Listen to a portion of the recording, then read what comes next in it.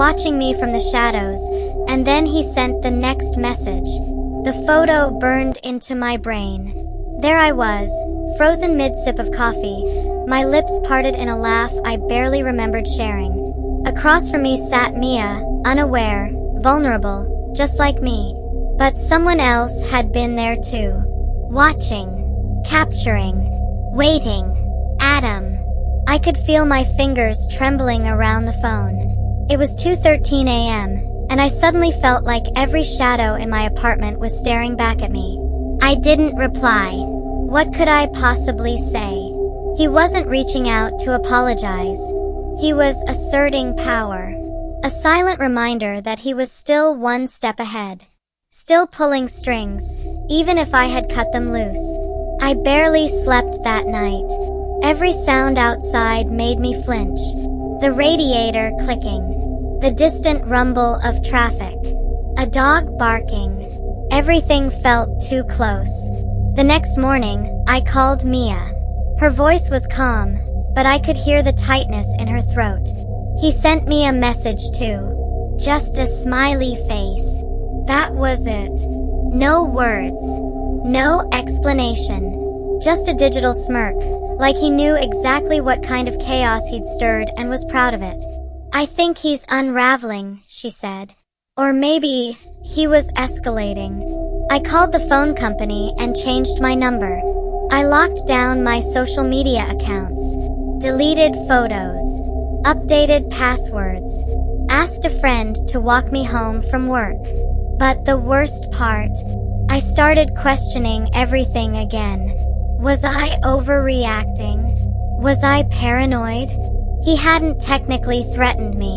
He hadn't broken any laws.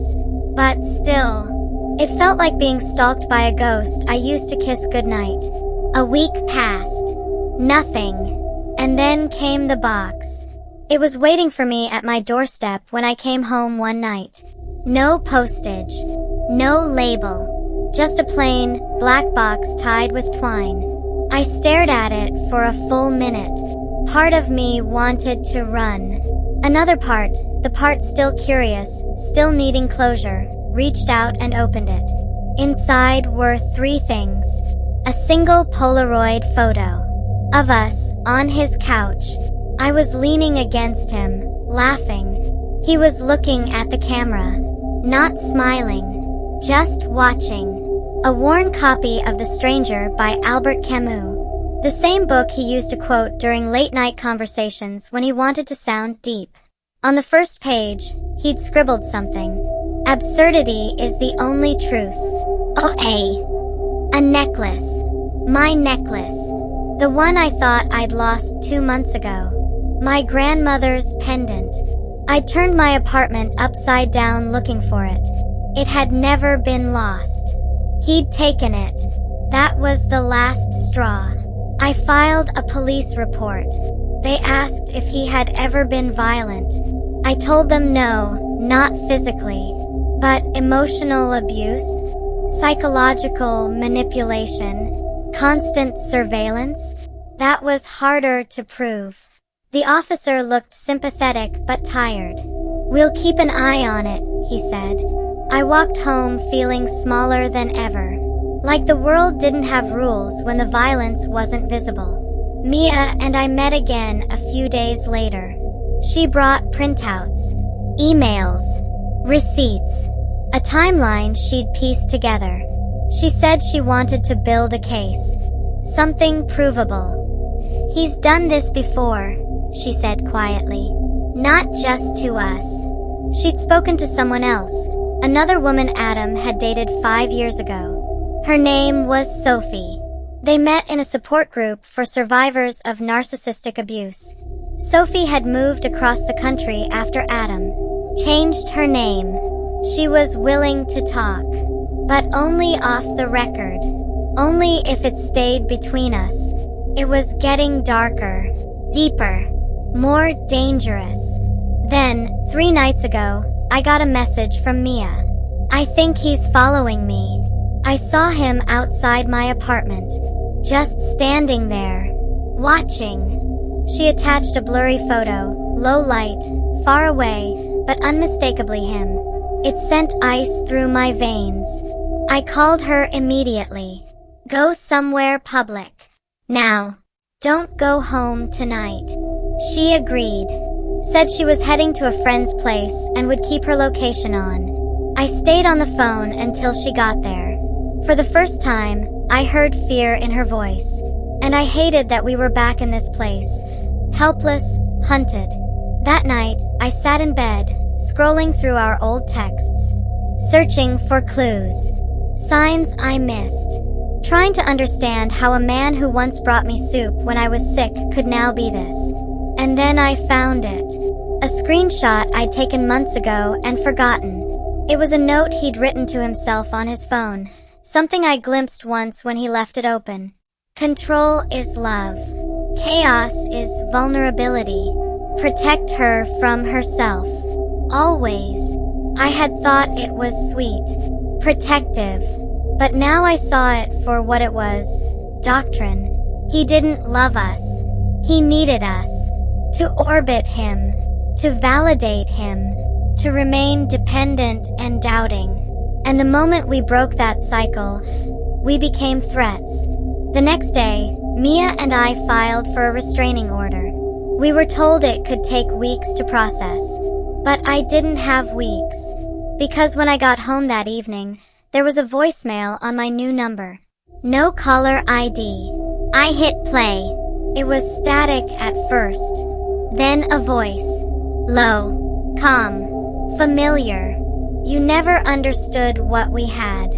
But you're about to. And in the background, faint, distant, the sound of someone knocking. 3 slow knocks. Like on a door. My door. I ran to the peephole. No one was there. But I could still hear the knocking from inside the apartment. He was already inside, and I couldn't scream. I pressed my ear to the front door, heart pounding so loud it echoed in my head. Silence.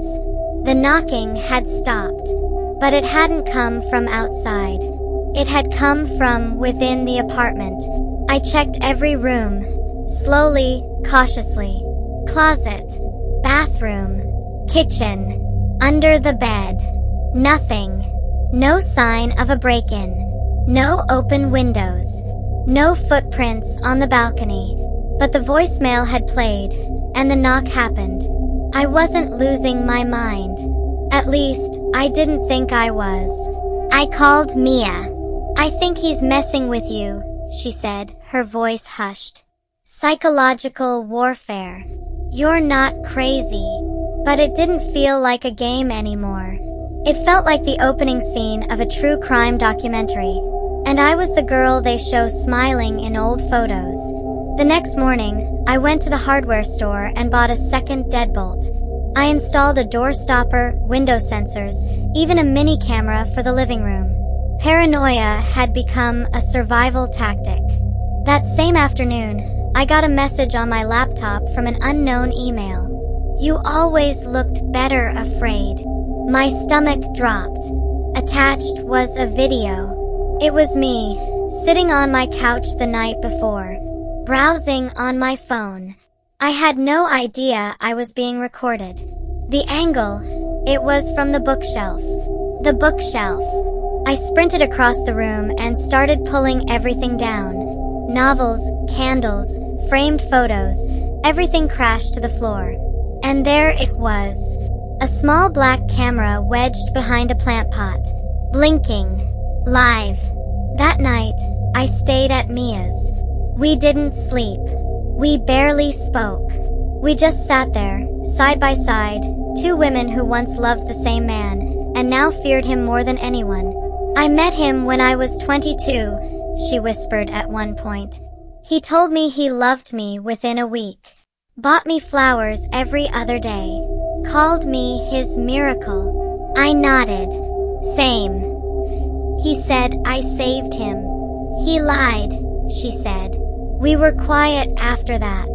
The next day, we went to the police again. This time with the camera, the video, the emails, the messages. Finally, they took it seriously. They called it unlawful surveillance.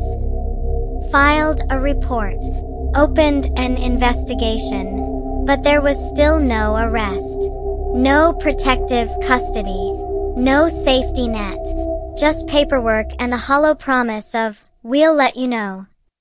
That weekend, I stayed with my friend Layla in Queens. She lived in a high-rise with doormen and cameras, and I thought I'd feel safe there.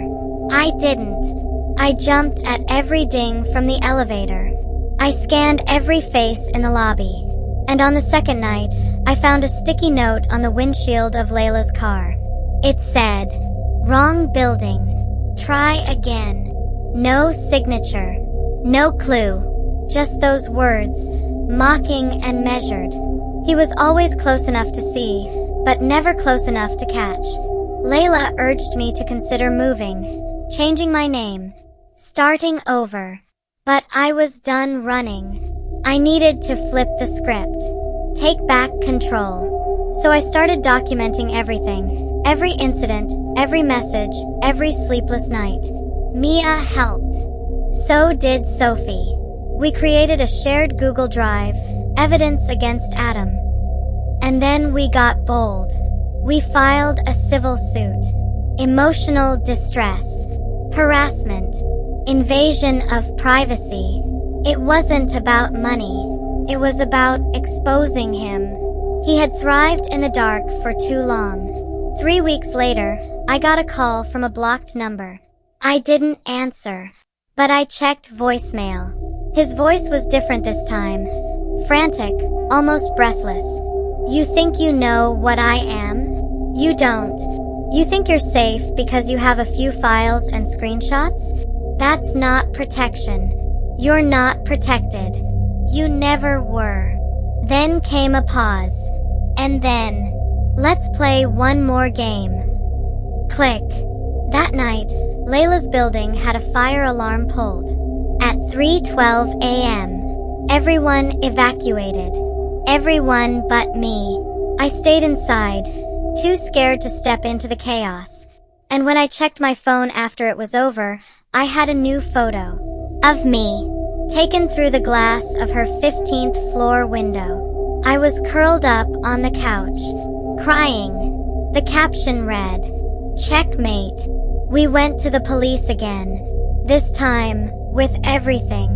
They said they'd bring him in for questioning, but I could hear it in their voices. He hadn't technically touched me. He hadn't broken in. His crimes were quiet, insidious. Still, they promised to monitor him. I almost laughed. Monitor him. I needed someone to monitor me. Mia and I made a plan. We decided to confront him, not physically, but publicly. Online. We drafted a long post. Detailed. Chronological. Meticulous. 3 women. 1 story.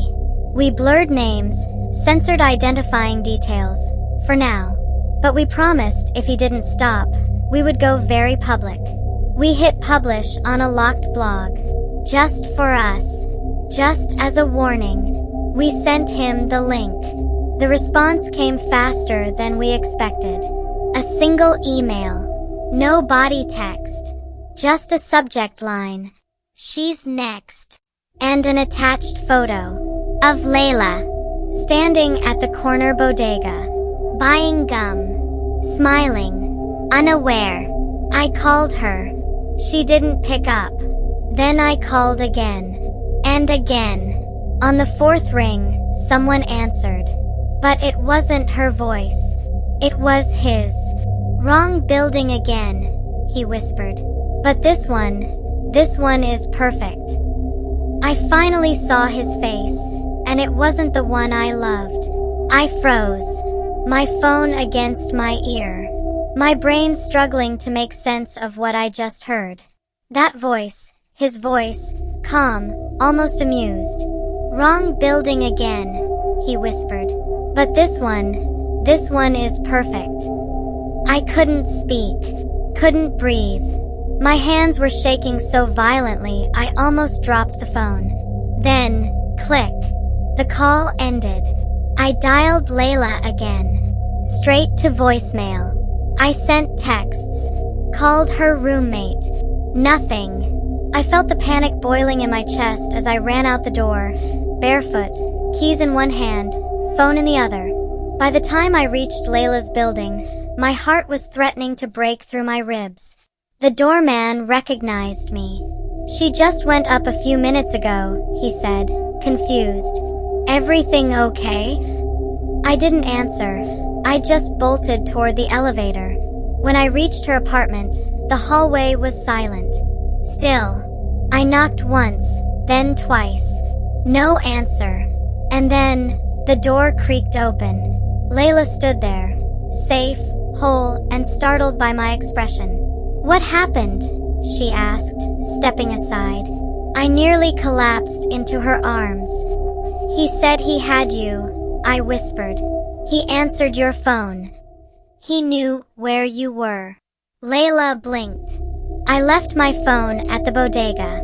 I just realized. I must have dropped it." My knees buckled.